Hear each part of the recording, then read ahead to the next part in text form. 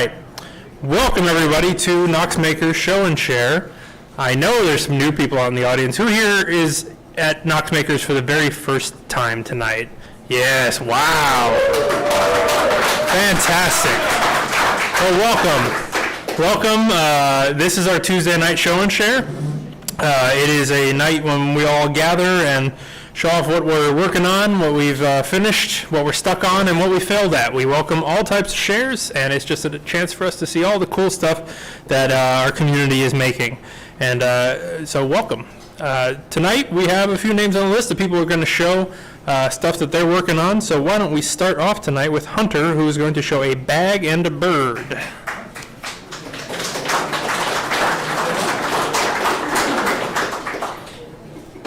Hey everybody.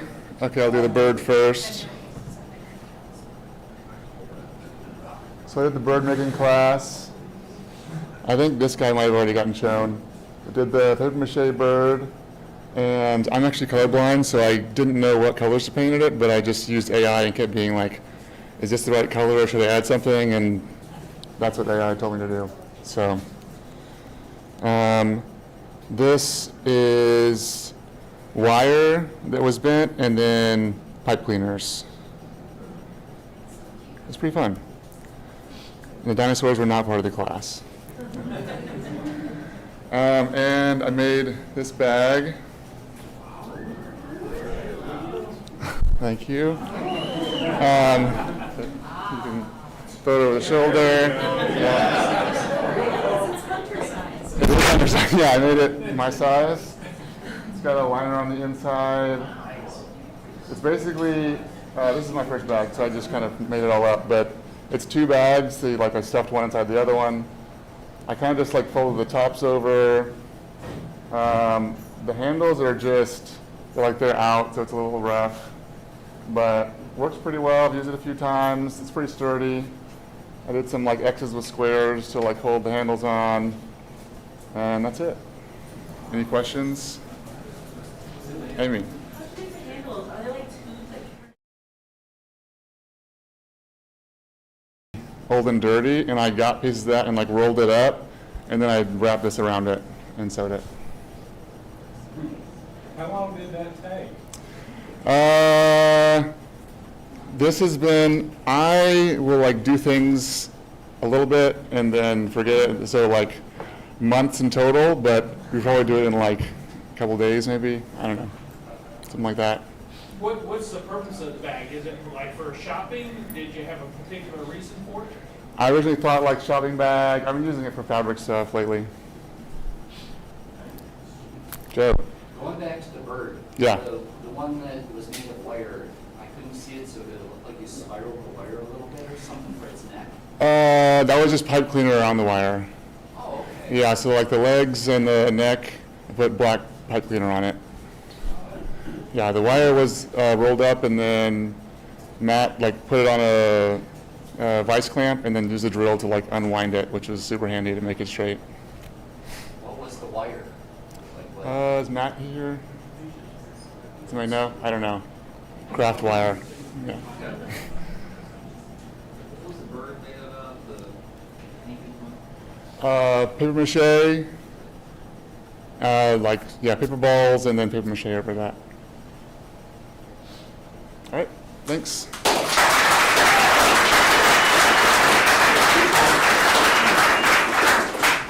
All right, thank you for that. Coming up next, Shanks is going to ask, can you dig this?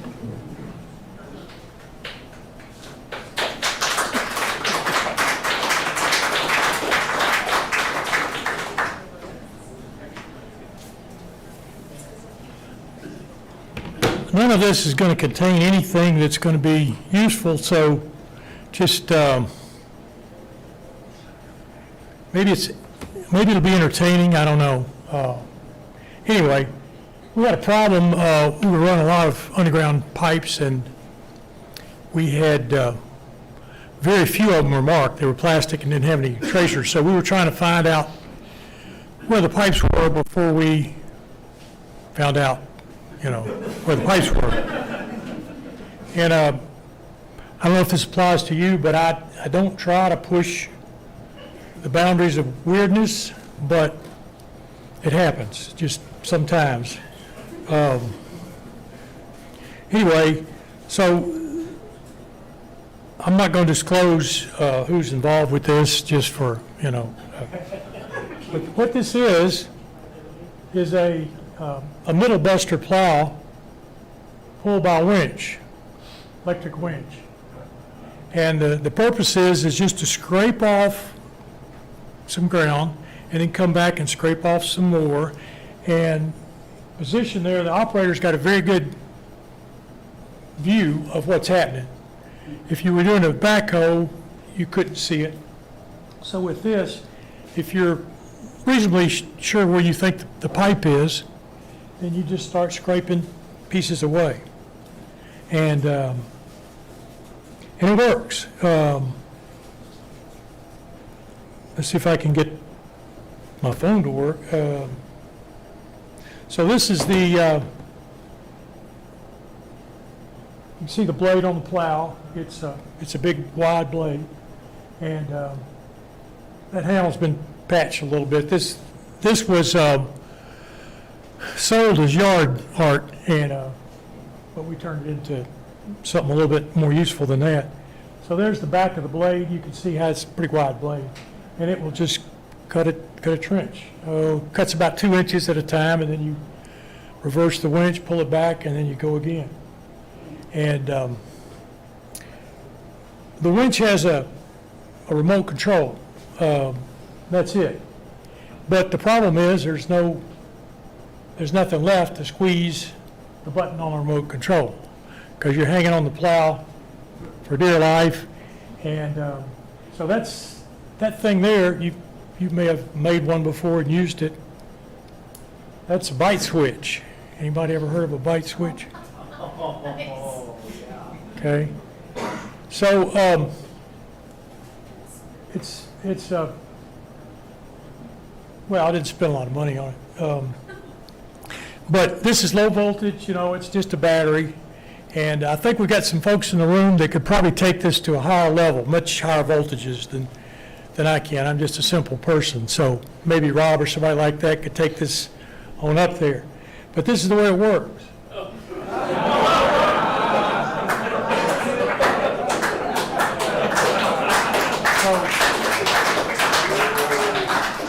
Now, there's a benefit to this. When you hit something, your first reaction is going to be to say, oh, shucks, I shouldn't have hit that. Well, when you do, your mouth flies open and the winch stops. So, there it is. So, anyway, you've probably seen these before and you've used them, but anyway, I just thought I'd introduce this to you. So, and by the way, this is going to be, we're about to finish up this project, so this will be on the hack rack very soon, right? Larry, you got plenty of room? Sure. Okay. And it might make a good Valentine's gift for someone that you don't like very much. Okay, yes. Do you plan on patenting that? Because if not, Would you like this thing? no, sir. Okay, I don't need yard art. Thank you. All right, anything? Yes. Did you find without busting the pipes that you were looking for? So far, yes. Okay. Yeah, we've, it obviously doesn't work in all types of soil. If it's rocky, really bad, you can see where it's pulling through there. But it does work. We found some stuff that, the easy way, that was helpful. Yes? You clean the mouthpiece between use. You sure? I'll laser share. Does it get warm? You're asking is, could I put that between, Did you clean between uses? Did you clean the mouthpiece between uses? that's a good idea, I guess. I hadn't thought about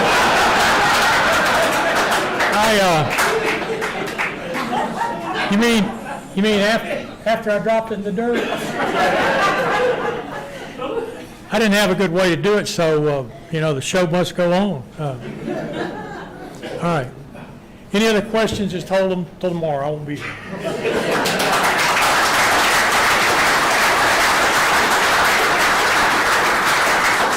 All right.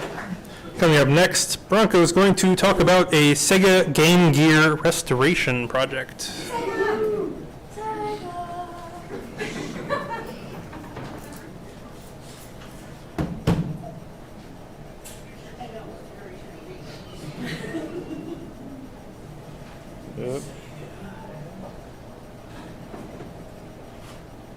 Okay. G'day. How's it going? Well, I was out at one of those flea markets where they just sell a bunch of random junk mostly, and this dude had a old Sega Game Gear. If you guys remember these from back in the day. And it was looking really gross, like the back battery compartments were just covered in electrical tape because there was no covers. And there was no way to test it. So it was a little bit rough, but it did come with Tails Adventures, which I'd actually never played. And so, like, I had one of these growing up as a kid. I owned it for all about a week before I got rid of it because the batteries would drain in about 2 hours playing it, and my parents refused to buy me more AA batteries. So, so that was short-lived. But one of the first things I did with this thing was, that was around about the time I got my first FDM 3D printer. So I decided to print some battery covers. So that's what these little guys are, and that fits in there, you know, and it has the springy clippiness so it holds in. First mistake I made though was when I found the STL, I actually printed it flat like that. And the problem is when you actually look at the layers in how a 3D printer prints, that means whenever you push on this piece, where are we? There we go. You just push on this here, it just snaps because that's where the actual layer lines are. So I actually had to change the orientation and print it like vertically like that in order for it to print and then basically create a little plastic spring essentially. So that was the first thing I did. So I finally put batteries in it, went to turn it on, and I would get a screen that, I didn't actually take a picture of it at the time, but I found something that looked similar. The screen essentially looked like that. So you would have, hang on, let me zoom this thing in. No, but the top, no, but the top. There we go, there we go. Yellow. There we go. So essentially, mine just had one line in the middle, but that's pretty much what it was doing. So a little bit of Googling, figured out that the capacitors on these things all fail because they're the old school electrolytic capacitors, which is what these things are here. Oops. So these big chonkers like this, and you can actually see, if you look closely, there's all the little brown bits there. That's all the capacitors leaking all over the motherboard. So basically what I had to do was I ordered a kit online which had all the capacitors I needed. And first thing I did was I brought it in here and I desoldered all the capacitors. That was fun.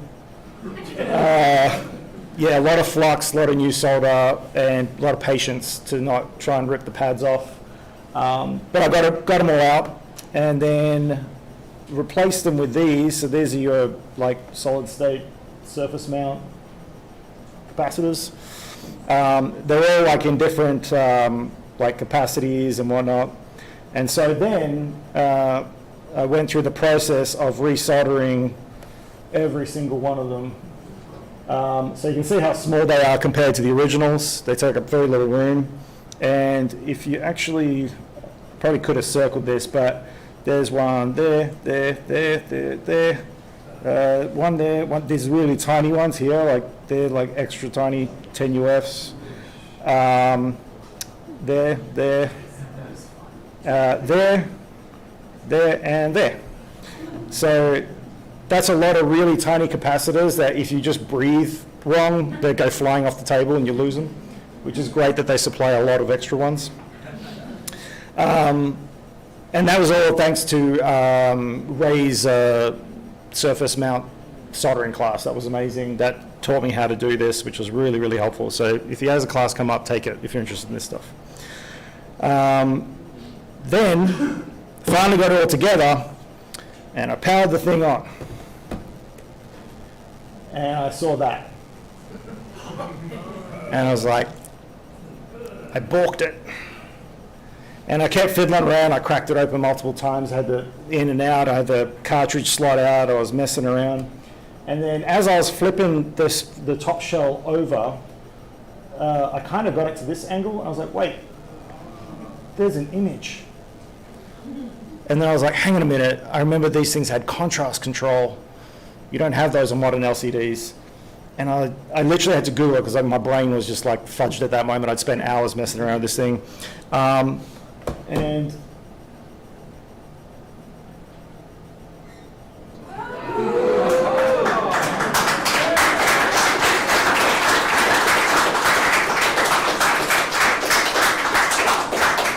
so that was just that part. But then like sound wasn't working. And so I was hoping I wouldn't have to do the same thing with the soundboard, but it turned out I had to pull the old capacitors off that and resolder those too. Again, I didn't take pictures of that, unfortunately, but I fixed it.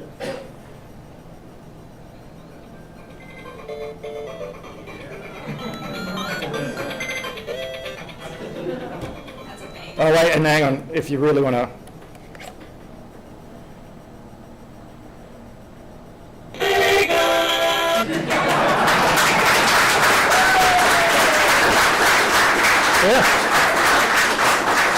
Great success. So yeah, I've got some other plans. I mean, right now it's running. Obviously the screen isn't that great. It hasn't aged very well, and it does work. There are some mod kits you can buy online where you can actually replace the screen with a modern LCD, which is like full color, really nice. There's also lithium battery pack mods you can do to them, so you can actually get 12 to 16 hours, I think, out of them, because A, the LCD uses very little power, and then obviously lithium batteries give you way more power too. There are all sorts of other things you can do. You can do a stereo mod where you can like add a second speaker. I don't know if I'll go that far. I think headphones work fine for me. But yeah, so a few more projects I think coming up, a few more modifications will be fun, and then maybe a flash cart where I can like just load a bunch of games all at once instead of having to flip out the individual carts, legally of course. So yeah, so that's that. Any questions? How long did it Leaky. Okay, first part was probably took me about 2 to 3 hours of messing about, just a lot of cleaning up as well. Flux is really gross and sticky. Apparently there's like no cleanup flux. I haven't tried that, but even like cleaning it with isopropyl alcohol afterwards just takes a lot of time. Then once I figured out what the issue was, that the screen was actually working, doing the little sound board only took like, I don't know, 30 minutes of messing about. I managed to get that pretty quick because I'd already done it enough on the main board. So, Alika, you had one? Have you played the game? Yes, I have. I don't think it's very good. I'd much rather play Sonic and Tails, or yeah, like the originals. They're way more fun. Or Alex Kidd, that's a great one. I like Alex Kidd. Yeah, any other questions? Cool. Thank you.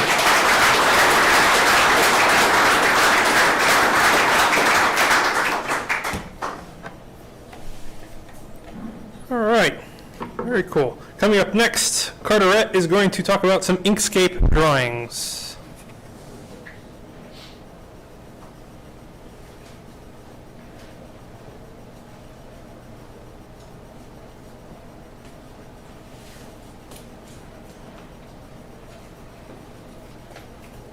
Hello.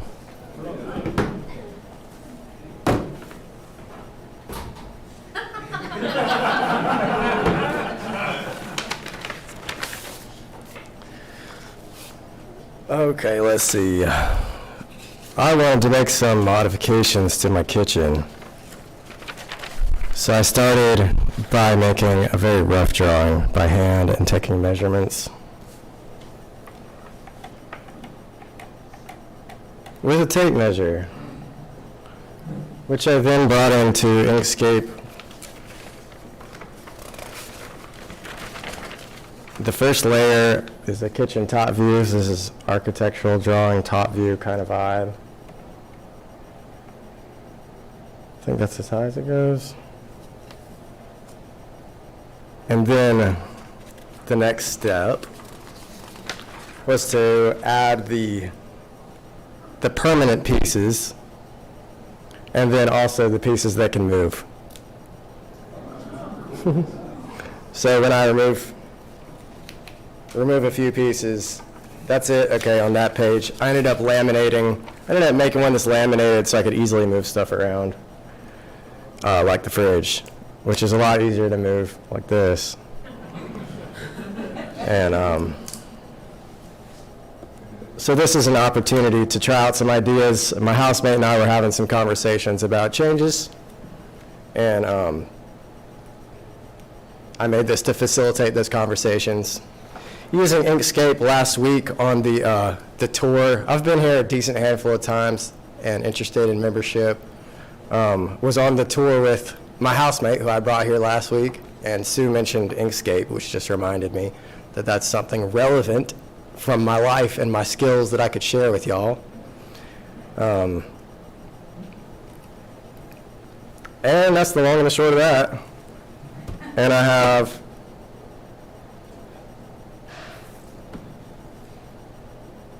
53 seconds for questions. What you got? Settled on a final layout. Hell no. Is that just drawn based on, like, are you just using rulers and bands to figure out the dimensions, or have you got like is there a plugin for Inkscape for architectural stuff? No, it was, I took the brutalist approach and did it line by line. I did, of course, make these objects. It is to scale, but I don't really have any fancy tools in there. It's really just using lines and snapping them together. What did you print movable pieces on? They look like they're transparent a little bit. How do they stick? Yeah, so they're printed onto regular paper and then laminated and cut out. So this paper here is laminated. The pieces, Over time. the pieces are laminated, and then I used Scotch tape or masking tape. Yeah, doubled over onto itself. Okay. Yeah. Have you moved the refrigerator? No. Not ready. All right, so yeah, that's the long and the short of what I got right here, and I'm planning to be present for the, new member orientation after this, and there's a lot of other things I'm super passionate about that I'd love to chat with whoever I naturally end up in conversation with. So my name's Carter, good to meet you, looking forward to chatting one at a time.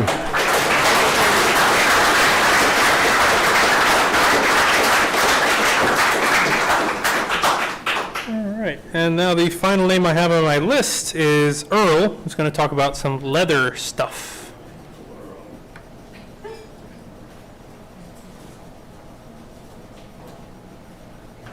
Hello, everybody. So somehow I've become known as the wallet guy. I don't know how that happens. You make one wallet, all of a sudden you're the wallet guy. Anyway, I made a wallet. So now I made this wallet for my mother. She's getting a little bit older. She's starting to lose a lot of stuff, and she has decided, brilliantly, to just start carrying around a lanyard and she's stuffing all of her personal belongings that she can fit into this little tiny acrylic lanyard. There, it's a mess. It is a mess. She'll put like her entire paycheck in there, and you can see it. And I'm like, Mom, you can't. I know where you live. You can't be doing that. So I made her this little wallet, and it has a little clip here, so she can put it right there on her necklace and wear it around, and it can snap closed. So there's, she has enough room to put all of her receipts and whatever else she carries around, because it's like everything. And I made this originally at first, but then I very quickly realized that it was not going to be big enough for what she needs it, but I already made it, so I was like, okay, whatever. And I liked that design so much, I made another wallet. And this is mine. And there's a little machine over there. It kind of thins out the leather. Anyway, I hate it. It is the devil. It ruined my leather. It like cut it in half. But I kind of liked the way that the lines looked. So if you can kind of zoom in a little bit, right? Can you? Look at those lines. Wow, that's pretty neat, right? It added texture. So I said, that's neat. I like that. So yeah, this is my wallet.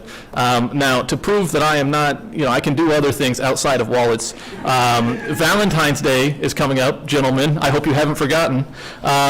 So I made this journal cover for my wife. So you can use it.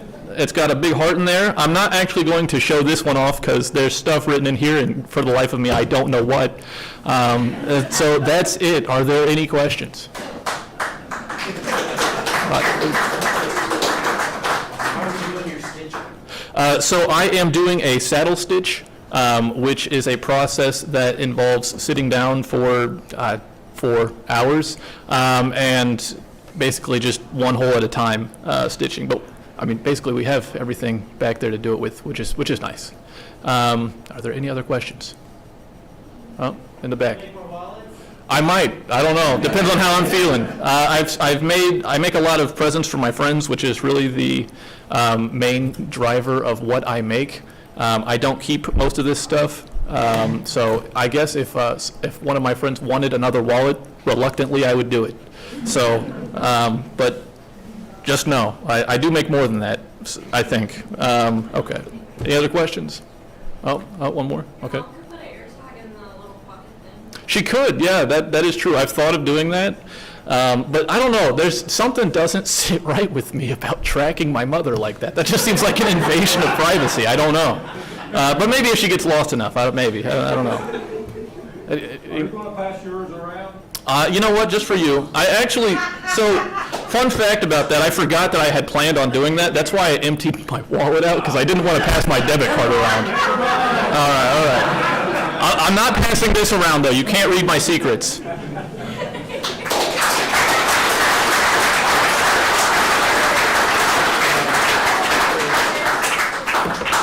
Thank you, wallet guy. All right.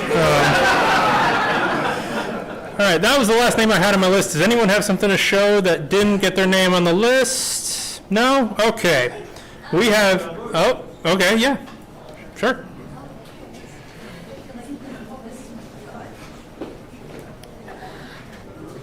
I'm short. Okay. Then. Okay. Hi. I'm Ariana. Last time I showed a drawing, I was 9, and that was for Tracy and Isaac. I have decided to prove that I have gotten better at drawing. If I can remember where the upside down. I just drew that earlier tonight. It has taken me years to get that good. I actually don't know who it was supposed to be. I just drew that in my mind. I'm really good at taking science notes. I have drawn a bacterium in high graphics, and as well as fungi. Tomorrow I have a life science test over all that I've learned. So I want to be an artist when I grow up. No idea what kind, but my art is also a coping skill for me. That is all I have. Have a good night, everyone.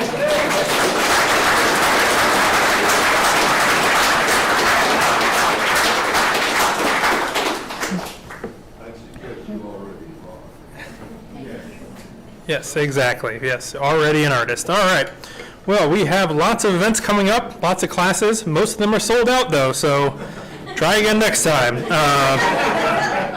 What we do have coming up, as was referenced a little bit earlier, is the new members onboarding is going to be happening tonight right in here a few minutes after we conclude the show and share. New member onboarding is a chance for you to learn about Knox Makers as an organization, who we are, what we stand for, sort of our history and our values and some rules and stuff, and it's part of becoming a member. You have to attend a new member onboarding.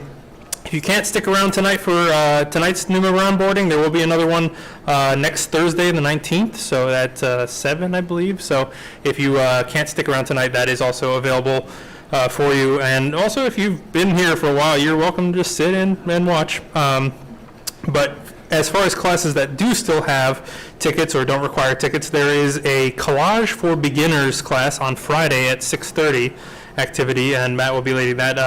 And just, you can bring some magazines and make some collages. He showed off some examples last week of what you can make there. So just show up for that if you're interested. On Sunday at 1, there is a kill switch for complete beginners event going on. And that is, kill switch is our fighting robot league that we do. We have a tournament of robots that bash each other to pieces. You can see some examples of them on the table towards the front of the workshop there. And there will be a sort of an ongoing series of events for that. And the first one happening this Sunday at 1. And then next Wednesday, there is a embroidery machine authorization class. So if you're interested in learning how to use the embroidery machine, that is the authorization for that coming up. There's also a ton more events up on the calendar at knoxmakers.org, so you can go and check out that and get some tickets there. With that, I want to thank everybody for coming out tonight and showing off your stuff, and we'll open up the workshop, and like I said, in a few minutes, we'll reconvene in here if you want to stick around for new members onboarding. Thank you all for coming out tonight.